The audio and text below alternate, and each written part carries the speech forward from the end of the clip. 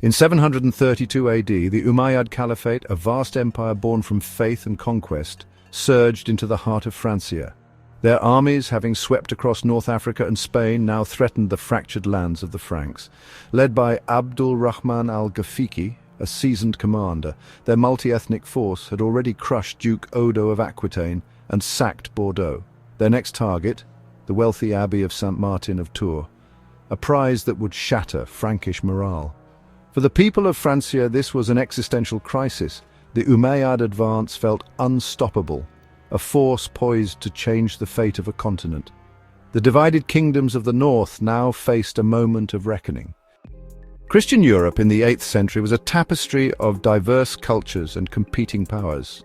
From the remnants of the Roman Empire to the emerging Germanic kingdoms, the continent was a mosaic of shifting alliances and territorial disputes. This was a time of great upheaval and transformation as old orders crumbled and new ones struggled to take their place.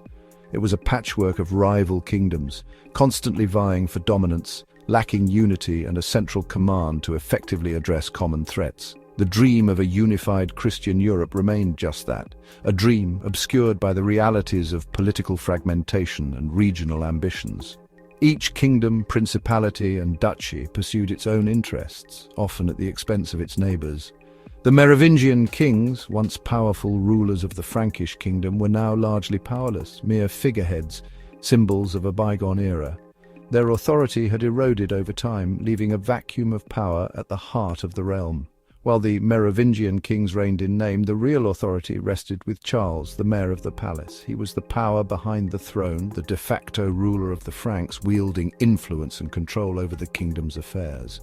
Charles, a battle-hardened warlord, a seasoned commander forged in the crucible of war, was a man of action and ambition. He had fought numerous civil wars to consolidate his power, crushing rivals and quelling rebellions to secure his position as the dominant force in the Frankish kingdom. He was a master strategist, ruling through a combination of strength, political maneuvering, and cunning. His word was law, and his will was enforced through the might of his loyal warriors. The Frankish military, despite its potential, was fragmented. A collection of disparate forces lacking cohesion and discipline. It relied heavily on levies of farmers, men torn from their fields and families to answer the call to arms, and artisans, skilled craftsmen who traded their tools for swords, forming the backbone of the common army. These hastily assembled forces were no match for the disciplined Umayyad cavalry, the fearsome warriors of the Islamic Caliphate. Duke Odo, a regional ruler defeated in the south by the advancing Umayyad armies, found his lands ravaged and his forces scattered. He was forced to seek Charles's help, swallowing his pride and appealing to the man he likely considered a rival in a desperate bid for survival. This plea for assistance highlighted the dire state of Frankish disunity, revealing the deep divisions that threatened to tear the kingdom apart. The storm of invasion exposed Europe's inherent weakness, revealing its vulnerability to external threats and internal strife. It became clear that only a new kind of leadership, one capable of transcending regional rivalries and forging a unified front, could hope to withstand it. The fate of the continent, the survival of Christian Europe, now rested on Charles's ability to rise to the occasion. The challenge before him was immense: to unite the fractured realm, to forge a cohesive fighting force, and to defend Europe against the encroaching Umayyad Caliphate. The test of Europe, the crucible of its destiny, had arrived, and the world watched to see if it would prevail.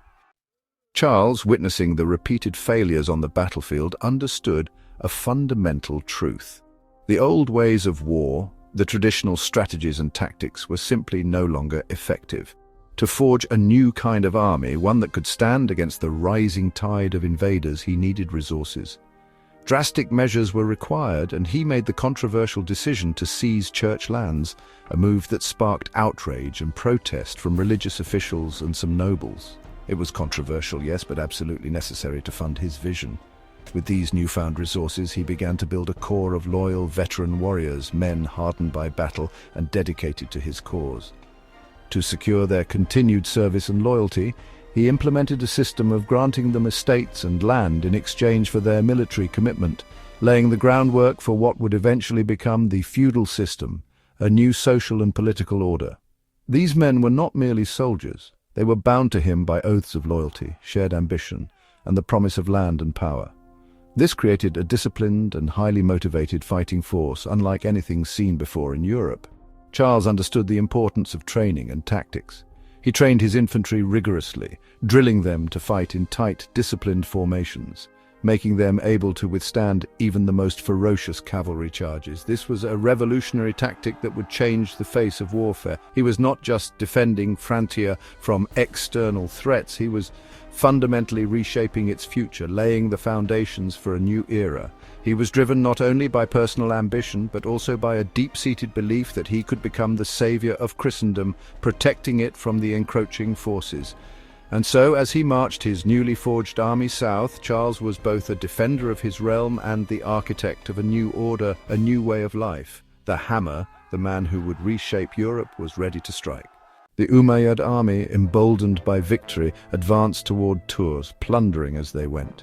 Charles Martel, patient and strategic, let them overextend, gathering his forces and choosing the battlefield. He positioned his army on elevated, wooded ground, forcing the Umayyads to attack uphill and neutralizing their cavalry's advantage. For days, the armies faced off in a tense standoff. Al-Ghafiqi hesitated, but pressure mounted.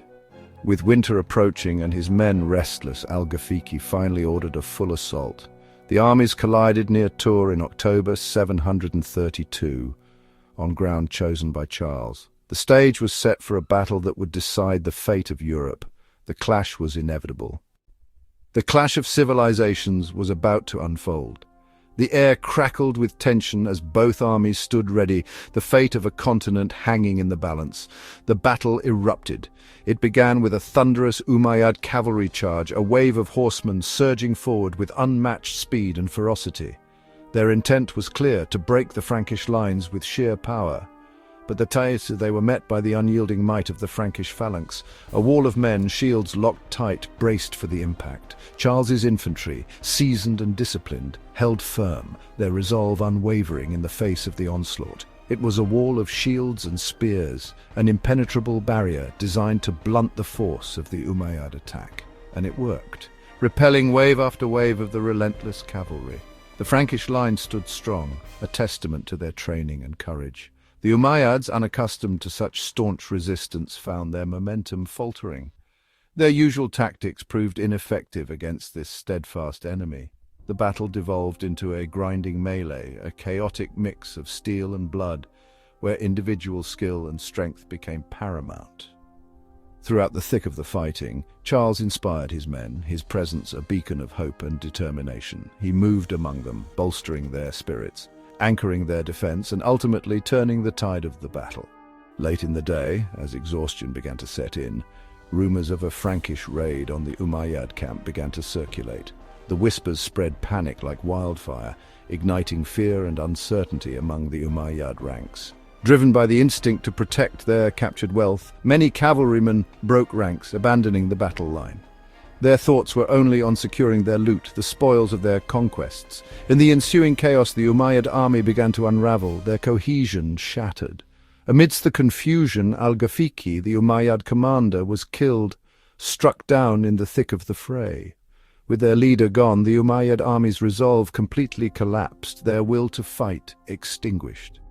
As night fell, casting long shadows across the battlefield, the Franks held their ground, exhausted but victorious. They remained vigilant, expecting a renewed assault with the coming dawn, but the night would bring only silence. By dawn, the Umayyad camp was deserted, a silent testament to their defeat. The once mighty invaders had fled under the cover of darkness, their dreams of conquest shattered. They left behind their spoils, a grim reminder of their ambition and their failure. The great invasion was over, its tide turned on this very field. And so Europe had survived the storm, its destiny forever altered by the events of this pivotal day. The victory at Tours halted the Umayyad advance and reshaped European destiny. Charles Martel emerged as the savior of Christendom, his authority unchallenged. He never became king, but his reforms laid the foundation for a unified, powerful Frankish state. His grandson Charlemagne would build on this legacy, forging the Carolingian Empire and uniting Europe. The battle's psychological impact was immense, creating a belief in a defensible Christian Europe. Tours was more than a clash of armies. It was a turning point for Western civilization. The shadow of Charles's victory stretches across centuries, shaping the world we know today.